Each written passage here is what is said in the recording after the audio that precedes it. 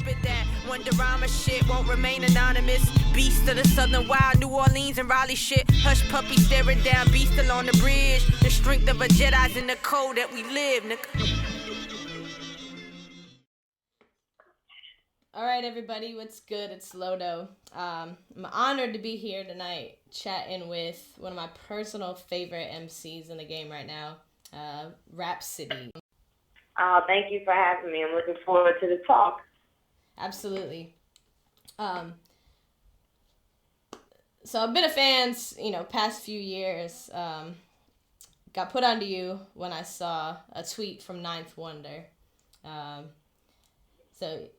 I'm originally started listening to you with Cooley High. And, so what I've been talking about recently, I've been doing an ongoing series on women in hip-hop. So overall, what I've talked about is kind of each part of the series we've addressed kind of a different problem, different issue that either affects female artists or female fans, and it may potentially limit women getting more involved on the hip-hop scene. So in your track, A Song About Nothing, you talk a lot kind of just about the game overall, and that song personally kind of struck a chord with me. We've seen a lot lately about people talking about, it seems like female artists tend to really get pigeonholed, and a lot of people want to put them in a separate category, maybe throw the femc label on them. Right. And kind of what I've seen is it's, kind of a similar thing with race relations, where people want to say, oh, I don't see color. And it seems like that's where a lot of people want to go with it, where they're like, I'm not going to even talk about the fact she's a female, which it shouldn't affect how your listeners approach your music one way or the other. But at the same time, I think it's, not a positive thing to just completely ignore it, because obviously a male artist has a different view from a female artist. So talk about, kind of the labels like femc. Talking about the labels? Yeah, just kind of, being kind of pigeonholed as a female artist. Right. Yeah, I can remember, earlier on, when I first got into the game and, the whole female rapper, MC, labels. And, I didn't feel the same way then as strongly as I do now, because, I always looked at it, it's that bad. They want, they look at me as like you're a representation for us in an industry where there aren't a lot of female rappers that exist. But, as I grew and I learned the industry more and I saw the boxes that women are put in, and especially now, I detest, the terms femc and female rapper and female hip hop, whatever that is, because it does pigeonhole us and put us in a box. It's like, it cuts us off the block and slides us to the right, and it's like, oh, this is y'all's category. Y'all are here to compete only with each other. You're only expected to rap this well, and you're only expected to rap about a certain topic, and you look like this, and that's female thing. But this, everything else, that's how it feels when you use those terms and you see these lists, or people are like, oh, you're great for a female rapper, or oh, you're my favorite female rapper, and to me, it's like, well, what does that mean? Where am I in the whole grand scheme of things? We're talking about all MCs. Where am I in that list in your world? And, people don't really look at it like that. It's just like, oh, I just compare you to other females, because, that's the box that those terms put us in. So, that's why I don't like the term at all. And, I was on Twitter the other day, and this guy tweeted, he said, why do we have to call Rapsody a female rapper? Why can't she just be an MC? And this guy tweeted back, he was like, because she's a female and because she raps. And I'm like, no, I'm not a female rapper. I'm just an MC. And he was like, well, unless you have a cock. And I'm like, I don't know what definition is to you, but I don't see anything in there that says it's meant for males. It's a male term. It's anybody that raps, over a beat, like male or female. So that's the mentality that the term female rapper puts everybody in. Oh, we're just so different.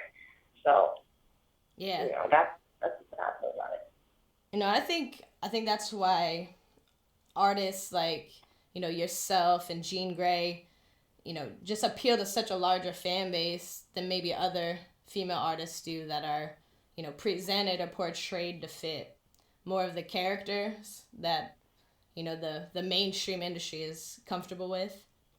Right. But go ahead. No, you're fine. I was listening. Yeah. And I think one of the things we talked about in the series was kind of having that balance of, it seems more recently like we've had these sort of labels, but back in the golden era of hip hop, which, I'm not necessarily, it's called old school hip hop to me, but a lot of people refer to it as the golden era. When I grew up listening, I remember there were, even on the more mainstream in the hip hop, we had more diverse females that were, prevalent on the mainstream level. You would have an artist like Queen Latifah or MC Lyte, Lauryn Hill, and they were unique on their own, and people didn't really kind of latch onto those labels of female artist, female MC. Right. And, one of the things where it seemed to change was, big radio and major labels kind of getting a hold of hip hop. So one of the reasons I think hip hop is moving in a positive direction, and I think in a really good place right now, is the independent music scene, the independent labels. So how do you feel like being an artist on Jamla? How is the independent scene allowing you to really be yourself as an artist? And just the freedom that it allows. You kind of control your own destiny. Everything is in your hands. You're not worried about, because most labels, it's nowadays, it's not like it was in the old days. It's not about the music. It's more about the numbers. How many radio spins, or, number this, or how many, whatever. It's all about numbers and less about the music. Or when you're an independent label, it's about the product that you put out. That's what I found, especially at Jamla Records. We make sure our product is good, and everything else comes from that. So, just that freedom to be able to do what you want to do and not have to answer to anybody, or not have to be worried about, well, what's the trend. You bring yourself and your art to the table, and you put it out, and you see how people react to it. Do they like it or do they not? And, everything else is in your hands. So just the freedom of being an independent artist and, not being boxed in and having to live by these rules and these set standards, which really limits the creativity when you're put in a box by, numbers and things of that nature. So that's just the things that I enjoy about being an independent artist, and to really create your own destiny, like everything in your hands. And the internet really helps with that even more. Like, it takes out the middleman, and it's just you and your fans. You don't have to go through anybody else or depend on anybody else. You can be your own boss. You can make a T-shirt and send it out to this person. It's just that easy. You just have to know the business and know about branding and know about marketing and make something dope. The rest kind of falls into place. But. Absolutely. So going back to kind of that more the old school, older hip hop, what were some of your favorite, artists that happen to be females back in the day? I know Lauryn Hill was a big influence for you, right? Right, without a doubt, the biggest of anybody. MC Lyte was probably the first one that made me want to rap, and I was young, hella young, and I saw the Poor George video, and that was it. I was like, wow, I want to do what she does. She was kind of like the first female. I know there were ones before her, but that was the first one that I saw that really captured me as a child. But Lauryn Hill had the biggest influence. I was a big Queen Latifah fan. I like Missy Elliott. You know, I like Foxy Brown. Let me think. Bahamadia. And even when I was a little older, like Jean Grey had a big influence on me earlier. Like when I first started rapping, like Jean is a big influence to me too. So, you know, those are just some. But I mean, even outside of hip hop, like Erykah Badu, like she influenced me in Mary J. Blige, you know. So. Oh yeah, absolutely. And you know, the thing I noticed with that list of names that you just named off is just the diversity in the type of artists, their content, their personality. You know, for like the one thing that I feel has been missing more recently, you know, and it's concerned me. You know, I see my younger nieces, and you know, I see some of the radio hip hop that they listen to, and the type of female artists, and more of those personalities, those fake personas they're made to fit, where you see those artists when they're underground, and then you see them after they've made it to a major label, and their content, their personality is completely different. You know, not to name any specific names, but you'll see an artist where, you know, she's a black female, and now all of a sudden she's, you know, all dolled up in makeup, wearing blonde wigs, and as a whole, you know, what it seems is they're not their own personality. They're shown that they're going to be their best and most successful when they're not themselves. And, you know, that's what's concerned me the past few years, but I feel like it's, you know, it's changing in a positive way. We're seeing artists like yourself, Jean Grey, Dessa, who the thing that I notice is when I hear you on your record, I feel like that's your personality. Like, it's not something created and fabricated. Like, you come across as a intelligent, well-versed woman, and, you know, that's more than anything a great role model for young female and young male hip-hop heads coming up in the world right now. So thank you. One other thing we talked about was, you know, where some of these things took a turn in the hip-hop world was we kind of saw the death of the crew. You know, like artists like Lauryn Hill, Ladybug Mecca, when they came out and were real big, they were involved with a crew, and they were strong within their group and held their own solo acts. And it seems like we haven't really seen that in the past few years. You know, we're seeing that more yourself with Cooley High, and your Jamla family. So how important has that group, that family setting been for you as an independent artist? It makes a great difference to have, you know, that family feeling, or to have that support group outside of your immediate family. But in the music industry, to have a music family, you know, to push you, and, you know, everybody needs that. It's like a team, a family, a support group. But you need somebody, you know, to encourage you and to push you and to drive you, and, you know, just to be on the journey with you and to be like-minded. You know, that's meant the world to me, because we all feed off of each other and we all push each other. You know, we're in the studio and I make a song and GQ will come in and it's like, yo, what's wrong with you? What you eat today?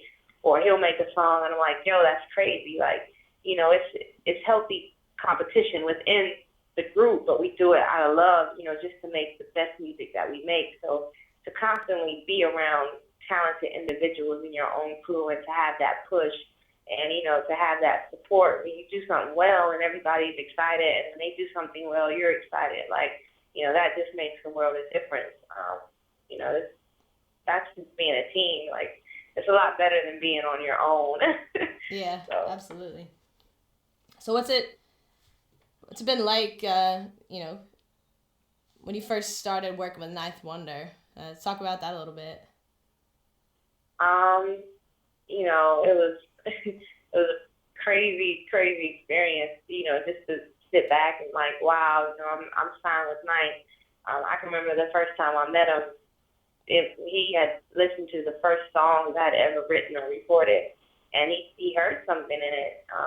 He was like, wow, you're a star. And I'm like, these are the first songs I've ever written or recorded, and to hear that, it's just like, you just need to work on A, B, and C, and, to sign with him in 2008 and be in the studio, and this is somebody that's worked with, my favorite artist, Jazzy, and, others, Erykah Badu and Mary J. Blige. He had the Grammy, and he's from Little Brother, which is a North Carolina group that, means the world to NC as far as movement. Like, we look up to them so much, and to be in his presence and, just to feed off his knowledge and his energy, and to know that he saw something in me, like, you can't really put it into words how it feels. Like, even now, like, even to be with him so long, I always step back and look back and, understand how blessed I am.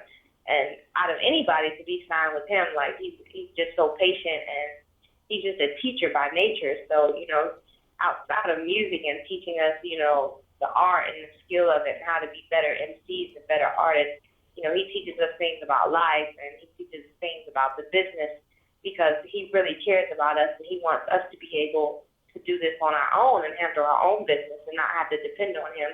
So to have somebody that cares that much about each of his artists and cares about the culture and doesn't make it about money or anything, it's about the individual and just making great music. Like, you couldn't be anywhere else. Like, it's a well, open-minded, fun, it's all about learning and bettering each other. That's the kind of environment it is. So, yeah, absolutely. Shout out to Ninth for just creating such a wonderful platform, for good music. I mean, some of the upcoming artists that he's put on have just, continue to impress me, and the whole Jam Life crew is a bunch of hard workers. So, yeah, without a doubt. So, the final section of the series that I had just put out was creating solutions.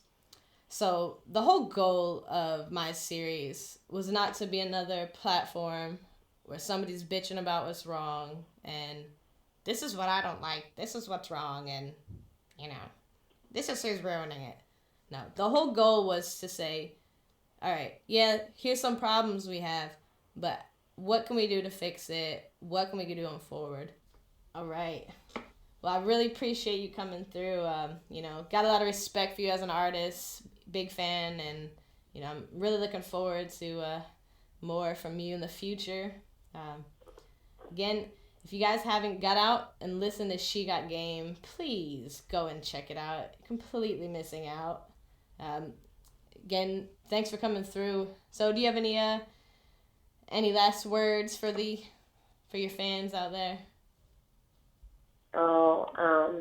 To the fans and to you, I can only say, thank you a million times over for the support and, for spreading the word and sharing the music, because that's what is priceless at the end of the day. That's what matters most. And it's y'all that keeps our dream going. So, thank you. She Got Game is out. Keep sharing it for free download. I have another album. My sophomore album will be out next year, which I'm working on now. And, my label mate, aToJ and Crisis just dropped a project called Between Heaven and Hell, so definitely check that out. Shit, me and my conglomerate shine like a meal worth of gold in my prominence. Had to break promises today where the commas is. Took a breath for every life left, that's that honest shit. All my new garnishes peel like the pharmacist. Have no need for no Hermes, I value cognizance. That's the kind of sense I'm trying to exchange aimlessly.